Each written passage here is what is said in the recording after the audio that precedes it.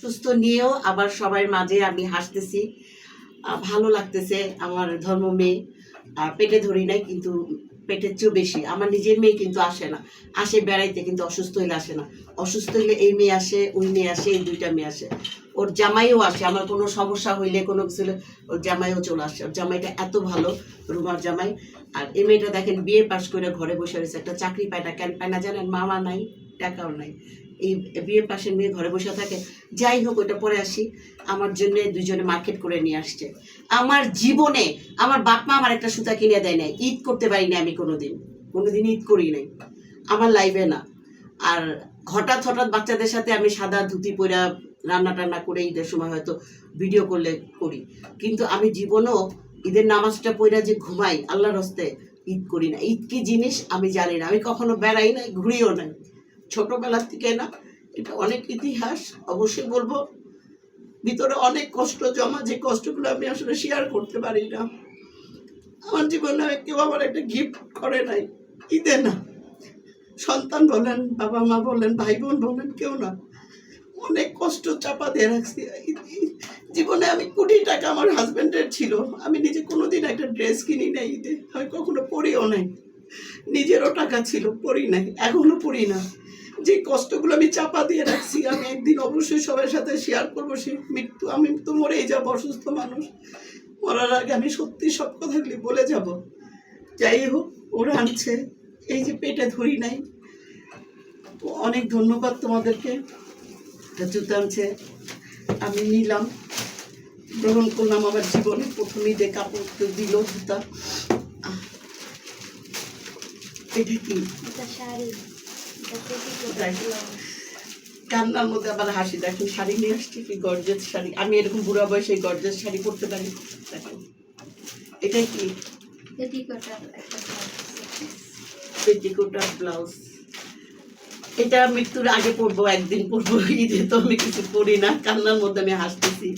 অবশ্যই পরবো। আর তাদের ভালোবাসা আসলে ভুলতে পারবো না। এই দুজন আমাকে যেভাবে দেখে, যে ভালোবাসা, সেটা আমি আসলে কখনো ভুলতে পারবো না। এটা আমার কাছে কোটি কোটি টাকার সম্পদ। যে জিনিসগুলো আমাকে দিচ্ছে, এটা আমার কোটি টাকার সম্পদ। যদিও না পড়ি, একদিন অবশ্যই পড়বো। ঈদে আমি কিছু করি না, তো একদিন অবশ্যই পড়বো। কালকে সারাদিনই ঘুমাবো। তো আমি আবার কি দিব ওদেরকে? দাও এটা। আমি এবার হালকা পাতলা একটা ছিঁড়ে দেখতেছি আনাইলাম।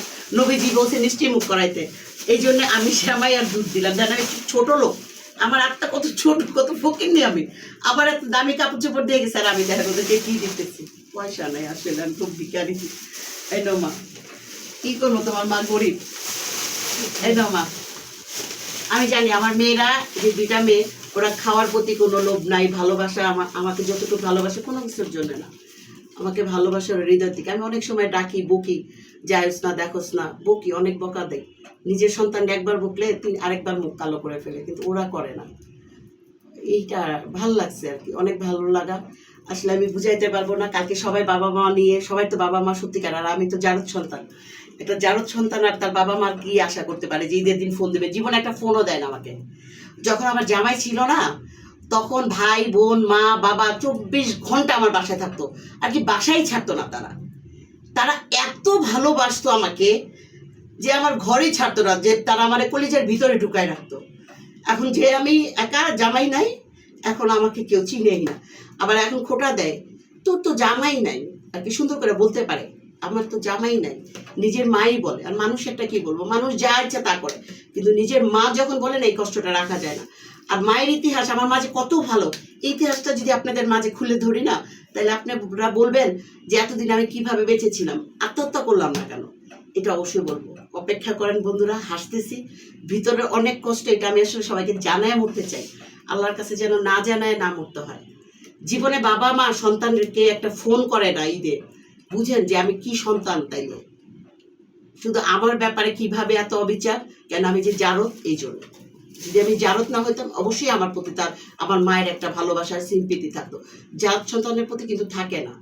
কারণ জারদ সন্তানকে মানুষের লুকায় রাখা। জারদ সন্তানের যখন অনেক টাকা থাকে না, তখন এসে চিত তৈয়া, কাই তৈয়া, আইসা শুয়ে পড়ে, এইটা লাগবে ওইটা লাগবে। সারা জীবন তো দিয়েই আসলাম, বিনিময় কিচ্ছু নিলাম না বাবা মার কাছ থেকে। না বাবা করছে, বাবা করে, আল্লাহ মাফ করুক। মায়ের থেকে 1 কোটি গুণে বাবা ভালো। আমার বাবা যথেষ্ট আমাকে করছে, সামনে আরো করবে। করার জন্য না, বাবা খোঁজ রাখে। বাবা গেলে একটু অন্যরকম ভালোবাসা, বাবার ভালোবাসা আসলো অসাধারণ। এখনকার মা কত রকমের আছে না, আমি বলবো একদিন এসে। ভালো থাকবেন, সুস্থ থাকবেন। অনেক বকবক করছি, অনেক কষ্টে, কালকে ঘুমাবো। আল্লাহ হাফেজ।